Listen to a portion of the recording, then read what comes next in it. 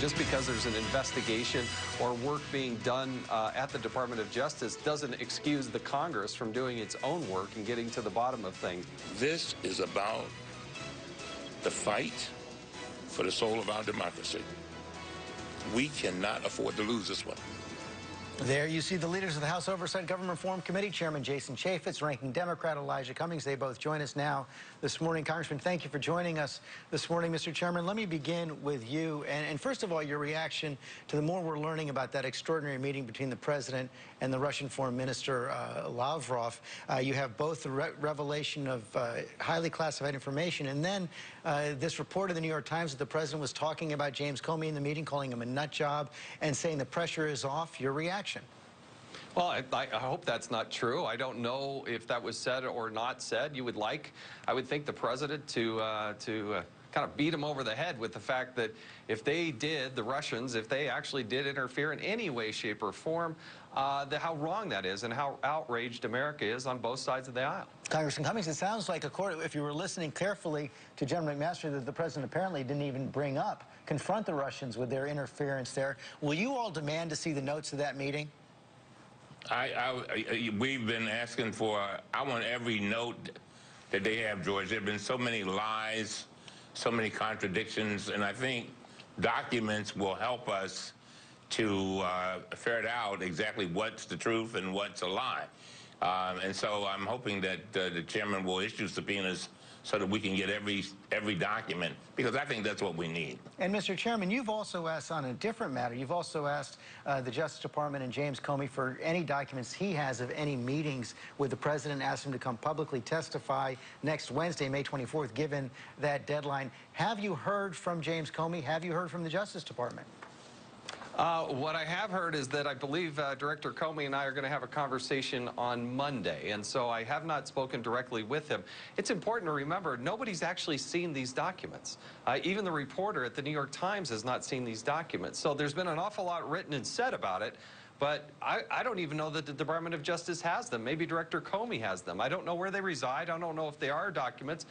But we're certainly pursuing them, and if they're there, I hope we find them and get them sooner rather than later. And Congressman Cummings, when you look at the pattern of the president's interactions with the former FBI director, as I was asking Senator Sass earlier, the meetings in January, the meeting in February, the firing of James Comey, what we've learned about the notes of James Comey, some of your Democratic colleagues are already seeing there the beginnings of a case for impeachment. Are they right, or is that going too far? I think that we need to gather the facts. I've been always one to be very careful with regard to the gathering of the facts and then coming to the conclusions, as opposed to having a conclusion and trying to search for the facts. I've seen that in the past so many times. I think that that'll take care of itself. But basically, George, there are three things going on here. One, we've got to figure out what this whole idea of the Russians interfering with our elections was all about. After all, 17 of our intelligence agencies said it did happen. Two, we've got to figure out whether there was collusion, and that I'm sure that'll come out. And three, we've got to figure out exactly whether there was some type of cover-up. That's how I see this. And so all along, we're going to have to look at it very carefully. But again, the Congress has its role. We have a role for an independent commission and certainly the special counsel. One of the other things we learned, Mr. Chairman, this week is that, according to the Washington Post, there is a person of interest in the investigation who is now a senior official in the White House. Does the White House have an obligation to reveal who that individual is and wall that individual off from any sensitive information? Well, I want to see that this person is prosecuted. I think the president makes a very good point. No matter who's in the White House, you cannot have the type of leaking of information, sources, methods, classified information. I don't care who it is, Democrat or Republican, you cannot have that happen. So not only do you need to wall them off, you probably ought to put some handcuffs on them and put them in jail. Well, that's for people who are leaking. That's different from the person of interest in this investigation, isn't it? Well, I don't know where this is going to go. I mean, again, we got to step back and let the investigators and the FBI and the others do their job. We are not in a position to actually dive in and go individual by individual and do these types of interviews. We got to let those professionals in the Department of Justice do that. Congressman Cummings, how do you think the White House should deal with that person of interest in the investigation? Well, I think that all of that's going to come out whether the White House acts or not. I think that will be left up to Mr. Mueller, who I have a tremendous amount of respect for. And there will be, hopefully, parallel investigations going on. Just the other day in our briefing, Mr. Rosenstein basically told us that he pretty much welcomed us pursuing our investigation with regard to looking at this broad picture of the whole idea of the Russians interfering with our elections. On that point, can I just interrupt you for a second there, Congressman? Because sure, in that meeting, sure. is it true that Mr. Rosenstein did not tell you who told him to write that memo that was released parallel with the firing of James Comey?